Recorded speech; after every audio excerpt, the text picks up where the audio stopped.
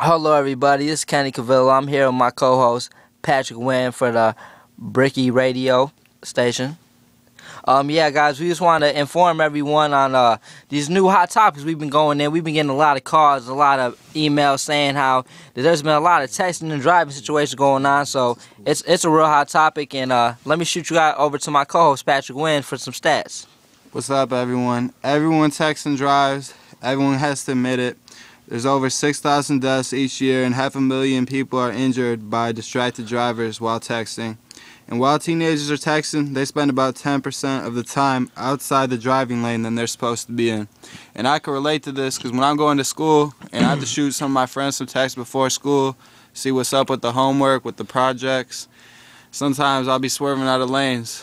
Yeah, I mean, I understand, Patrick. We all do it sometimes. I'll be lying if I said I didn't.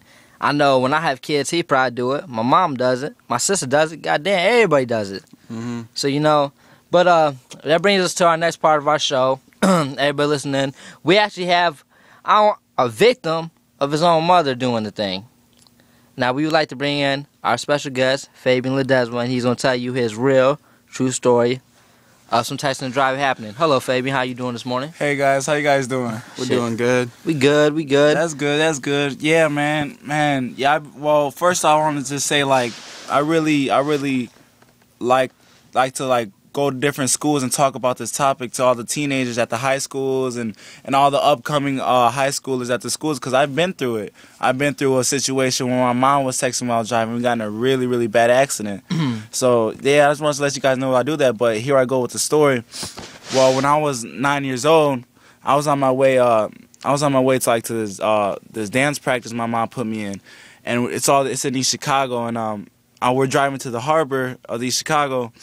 And my mom's like, she looked at her phone for a quick second, and we're going to probably about like 35, 40 miles per hour. And there was a stopped car that was turning left into Ivy Tech. And my mom, while she looked at her phone, she didn't see it. So as soon as she put her phone down, it was too late for her to stop, and she just went straight into the back of the car.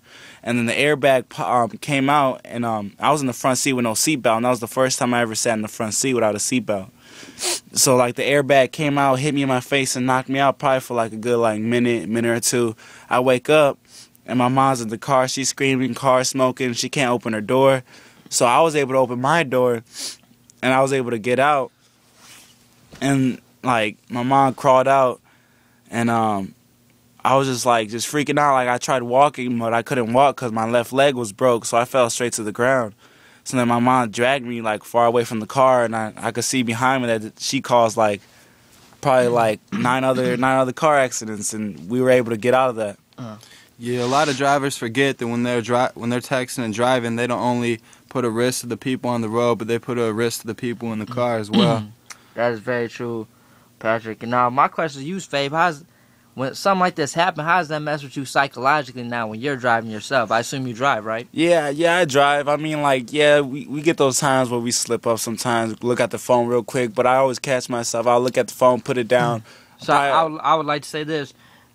Fabian, even though you've been through something like this, you still from time to time might catch up, slip up, shoot a text here and there. So how do you think that people that haven't even been through the fear you've been through, so how do you think they feel about it? They would just be even more lenient to do it, and you've actually been through a situation similar, you know what I'm saying? Yeah, and that's the reason why I like to inform people about my story, because it's very dangerous. There's more acts like Pat said in his statistics, that there's a lot more, like, it's like, what was it again, Pat? Well, there's a lot of statistics with texting and driving. The one I mentioned to you guys earlier said there's over 6,000 deaths and 500,000 injuries each year. And think about it, you were just one of the 500,000 people that were injured.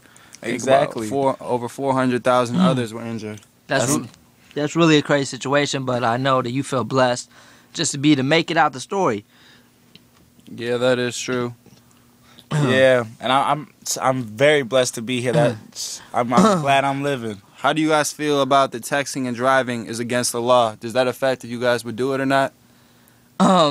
Honestly, I mean, I don't know about you guys, but I know pretty much something so little, that a cop wouldn't really see if you're texting and driving for the most part. So I think most people, as including myself, you wouldn't really worry about that law. I mean, with that law, if a cops, cause sometimes people will have their phone even on they're talking on their phone, and they'll be so into their conversation that they might not even know what they're driving or who's coming at them. So I mean, if they see them texting or talking on the phone, and they get a ticket for it, that means the more tickets that they're passing out for these citations, that means like there'll be less accidents going on. Yeah, that is true. And it's hard for a cop to accuse someone of texting and driving because they could be doing it below the steering wheel, and you don't know if that's what they're really doing.